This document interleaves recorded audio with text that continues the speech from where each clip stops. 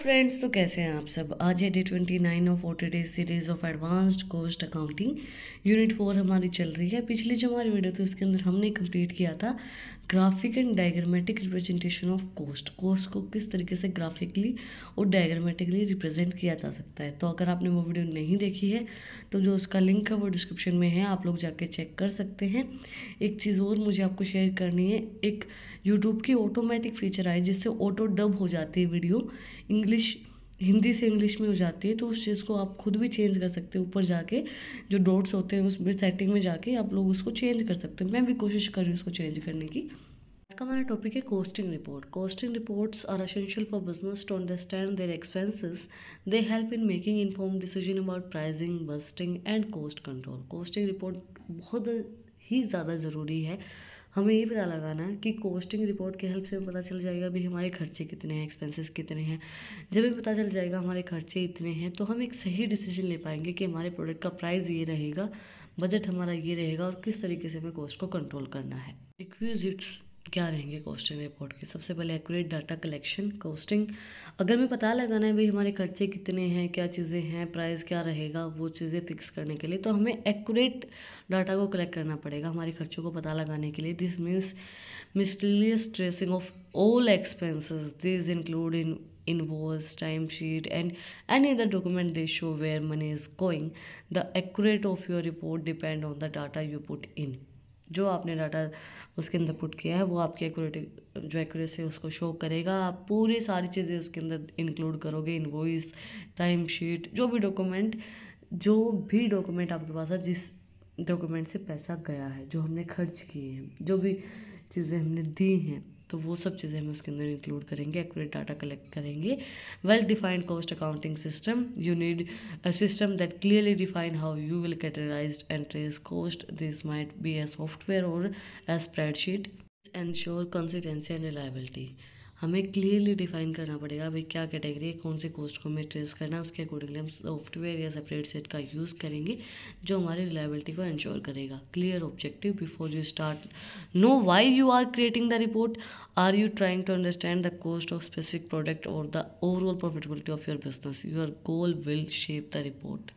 देखो क्लियर आपका ऑब्जेक्टिव होना चाहिए आपकी रिपोर्ट को स्टार्ट करने से पहले कि भाई क्यों कर रहे हो आप, उससे पहले आपको पता होना चाहिए कि क्या कॉस्ट इसके अंदर लगेगी, क्या ऑब्जेक्टिव है आपका, कितना प्रॉफिट आप कमाना चाहते हो। तो क्लियर ऑब्जेक्टिव आपका होना चाहिए उस चीज़ के अंदर। Types of costing report. सबसे पहले identify cost, break down all your cost. Direct material are things like raw material, direct labours is wages और of the people making the period. Overhead include rent, utility and other indirect cost. देखो जो भी cost हम उनको identify करेंगे। Directly जो हो रही है जैसे रॉ मटेरियल वगैरह हो गई, लेबर होगी, वेजेस हो गई, प्रोडक्ट जो है हमारा, ओवरहेड कॉस्ट हो गई, रेंट देना है, यूटिलिटी देनी है, इनडायरेक्ट जो भी कॉस्ट हम उसके अंदर लगाते हैं उसको ओवरहेड कॉस्ट बोलते हैं। वो सब चीज़ें हम आइडेंटिफाई करेंगे। देन एलोकेट कॉस्ट, उसके बाद एलोकेट करेंगे कॉस्ट को। Decide how to assign cost, भाई हमें किस तरीके से कॉस्ट को असाइन करना है। For example if you are using job order costing, you are added assign cost to each specific job.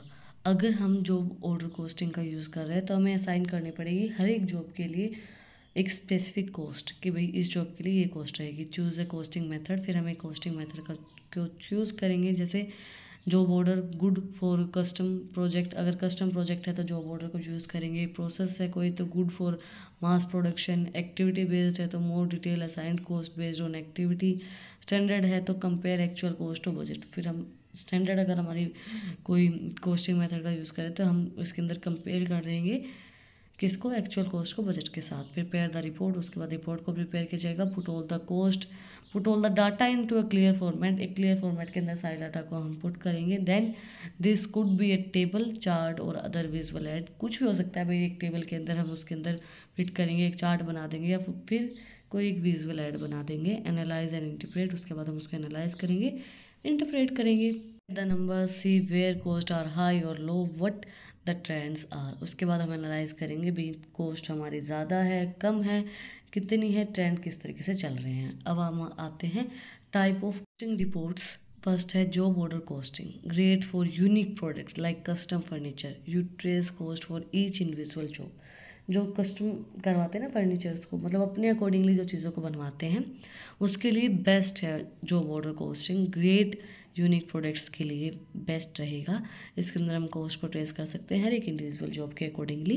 Process costing use for product that are made the same way over and over like soda, cost are averaged over a period of time. इसके अंदर अगर आप same तरीके से same चीज़ें बना रहे हैं, ओवर सेम ही कर रहे हैं, तो उसके लिए प्रोसेस कॉस्टिंग सही रहेगा। Activity based costing, ABC assign cost based on activity, जो एक्टिविटीज़ के अकॉर्डिंगली कॉस्ट को असाइन किया जाए। एक सेटिंग अप अ मशीन और इंस्पेक्टिंग अ प्रोडक्ट, एक मशीन को सेट करना या फिर प्रोडक्ट्स को इंस्पेक्शन करना एक्टिविटीज़ के accordingly. This give a more precise view of cost, ये ज़्यादा हमें अच्छे से कॉस्ट का प्रीव्यू देगा। Then standard costing sets predetermined cost for material, labour and overhead. You then compare actual cost to the standard to find variance. पहले से हम डिटरमाइन करते हैं कि मटेरियल के अंदर इतना पैसा लगेगा, लेबर के अंदर इतना लगेगा, ओवरहेड्स के अंदर इतना लगेगा, ताकि हम एक्चुअल कॉस्ट को पता लगा पाएँ कि भाई कितना कॉस्ट के अंदर वेरिएंस आया है। हमने क्या सोचा था कि भाई पहले ही हमने इतनी कॉस्ट हम मान के चले थे और अब हमारे इतनी कॉस्ट लगी है, तो क्या वेरिएंस आएगा उसको डिफाइन करने के लिए, उसका डिफरेंस को समझने के लिए ये बेस्ट है स्टैंडर्डाइज्ड जो मेथड, स्टैंडर्डाइज कॉस्टिंग जो है। बट नॉट लिस्ट है review of costing report. Review क्या रहेगा? सबसे पहले regular review, look at your report frequently, monthly और क्वार्टरली। हम अपनी जो रिपोर्ट है कॉस्ट की वो देखेंगे फ्रिक्वेंटली, या तो हर महीने देखेंगे या फिर क्वार्टरली देखेंगे। क्वार्टरली मतलब हर 4 महीने के बाद देखेंगे। Investigate variance, if actual cost are very different from what you expected, find out way. अगर हमारी जो एक्चुअल कॉस्ट है वो बहुत डिफरेंट है, जो हमने सोच के चले थे, जो हम एक्सपेक्ट करके चल रहे थे, तो कोई एक नया तरीका देखेंगे कि भाई किस तरीके से हमारी एक्चुअल कॉस्ट सेम रह सकती है जो हमने एक्सपेक्ट की थी।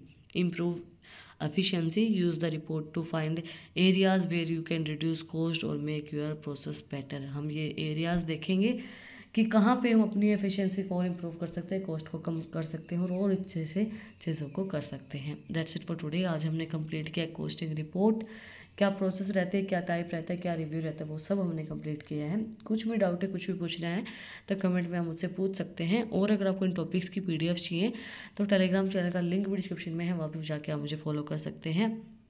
और भी इंटरेस्टिंग रील्स को देखने के लिए इंस्टाग्राम चैनल का लिंक भी डिस्क्रिप्शन में है, वहाँ पे जाके आप मुझे फॉलो कर सकते हैं।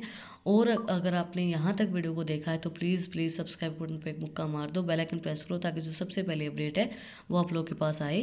मिलते हैं एक नई वीडियो के साथ, एक नए टॉपिक के साथ। Like share and subscribe. Thank you for watching my video and enjoy your life.